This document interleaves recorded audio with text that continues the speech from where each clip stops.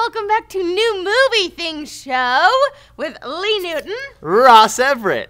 Now, this week we had the option of seeing The Getaway with Ethan Hawke or Selena Gomez, and quickly left at the opportunity to see Anything But, which led us to the One Direction movie! So it was basically a documentary about One Direction, featuring Liam, Niall, Louis, or Luis, his mates call him, Harry, and Zayn. Going into this, all we knew is that we were going to see it in 3D. Yeah.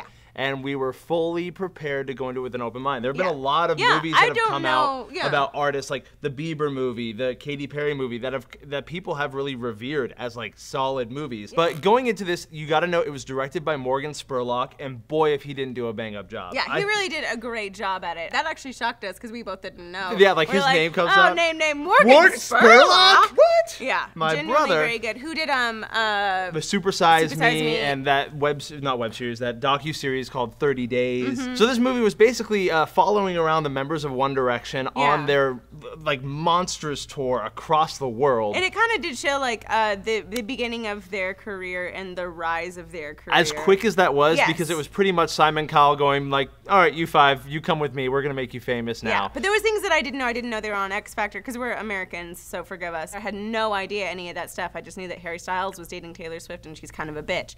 But that's all I knew. Now, for those of you guys that hate One Direction or don't know about One Direction, they kind of go into this scientific, they go into the scientific explanation as to the phenomenon of One Direction, which, like, to me was one of the most interesting parts, and that's where Morgan Spurlock as a director shined. Yeah, like there were cool graphics, like just a little bit before we get into the characters.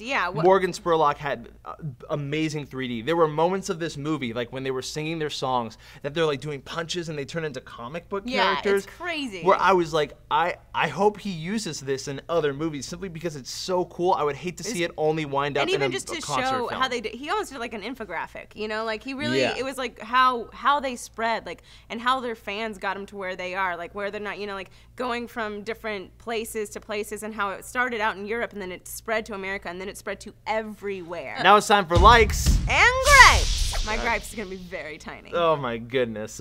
Okay, so I thought that the likes were the 3D was phenomenal. Yeah, it was really good. I loved what Morgan Spurlock did with the stuff, like I just said, and I felt like it was so 3D that it even extended into the people in the theater who were screaming along. Oh, we were with a bunch of screamers. And that was my gripe, is that seeing this in a theater. Also, some of the songs were a little slow, and I'm still not a huge fan of One Direction.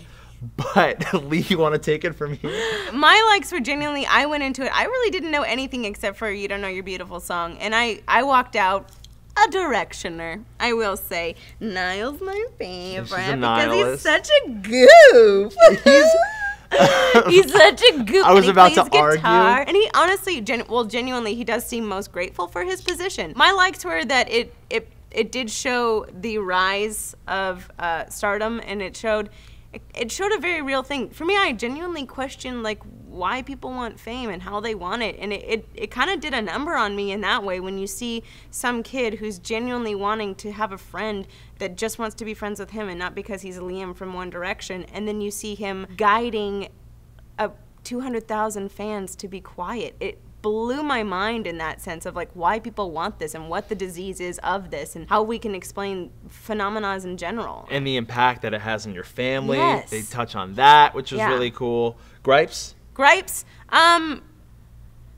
Not enough Harry. My goodness. Oh my gosh. No, my gripes are, honestly, I didn't care that we were in a movie. I can't remember being in a movie where people were clapping along last time, except for, you know, like Iron Man. I love that whole experience with it. This dad over here doesn't like it. He's clapping. I like it with Iron Man. You're a Jewish 84-year-old at all times. I do not like it when it's like a bunch of screaming 12-year-olds. I loved it. That's exactly who it's supposed to be. Who'd you expect to see? A whole bunch of Martin Scorsese's in the audience? Hey. But my gripes were, I would actually honestly say that, like, I feel like they touched on those really heartfelt parts, and I guarantee you there were far more of them. And I wouldn't mind that, because I think that really is an awareness that you need to bring to this thing is, you know, that these kids' lives are changed and possibly not for the better. Do you recommend it? I do. I honestly, if you are wanting to get into performance, because they are amazing performers, they're genuinely very good performers. I thought Zayn was good. I think Harry's a little funny, but the rest, I think Zayn's the talented one, and then the rest of them are like, meh. Guys, he's a Zaynist. I'm a nihilist. But no, I thought it was very good, and I would.